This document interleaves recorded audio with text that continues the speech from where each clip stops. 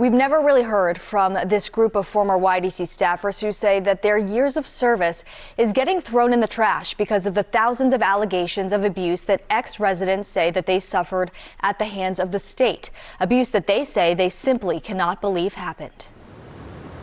If that stuff was going on, we would have heard about it. No way in hell. So you think this is just a money grab? Absolutely. Absolutely. Between the four of them, Deborah Quimby, Terry Hannigan, Dawn Menzwar, and Bob Duffley have a combined 65 years of service at the Youth Development Center in Manchester. How many years did each of you were each of you at the YDC? 18. 16. 21. 10. Back then, it was the Youth Detention Center, a place where misbehaving and troubled teens were sent to shape up. I can't emphasize enough the fact that these kids came to us, in many cases, broken kids. The four are part of a growing group of former YDC staffers who say that the years they spent caring for these children have been overshadowed by allegations made by more than 2,200 former residents alleging they were beaten, mentally abused, and sexually assaulted in state care. What that says to me is either you were blind, you didn't listen, or it didn't happen. They say they simply cannot believe that these allegations ever happened. There were so many other good people that were around. If someone saw something like that happen, I think that person would have been arrested on the spot. They would have stopped. It would have stopped it. The belief is that when, supposedly when somebody is raped, that they don't talk about that. But we didn't have that kind of relationship with the kids. They had so many people that they could talk to. But 4 years ago, Attorney General John Formella admitted that the state believed that there had been some abuse.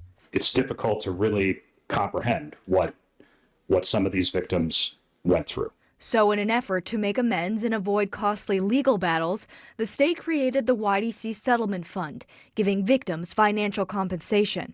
The four say that they've watched 11 of their old colleagues be criminally charged, and some convicted by juries, but they don't believe their former co-workers could have done the atrocities that they've been accused of. So I just feel like it is a witch hunt. It is like they offered that money and everybody jumped in. I mean, there are almost 2,000 people who have said that they were abused in state care, whether that's sexual abuse, physical abuse. Are all of them lying, or is it plausible that some of them did experience some of this? There's no way that happened, that it got by all of us. We can never be 100%. So far, though, an administrator with the help of a group of trauma experts and lawyers from the state of New Hampshire has believed the horror stories they've heard from 425 former residents who have filed claims. Only 79 claims have been denied or dismissed.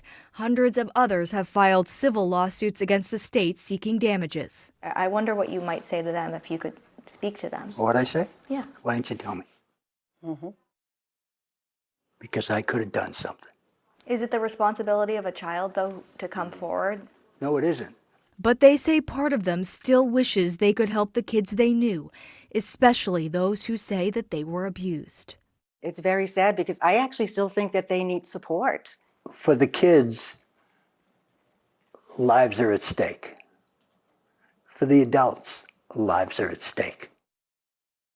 Now, in a statement tonight, lawyers representing many of the victims pointed to the verdict that gave one victim of alleged abuse $38 million, based in part on the testimony of 5 former YDC staffers, writing in part, quote, "The verdicts returned by those 48 impartial citizens speak louder than the denials of former staffers who now have to try to explain how they could be so ignorant of rampant abuse that flourished under their noses for years."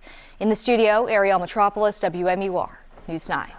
You can find much more about the YDC Settlement Fund on WMUR.com and inside the WMUR app. We have a breakdown of those resolved settlements, including how much money has been paid so far.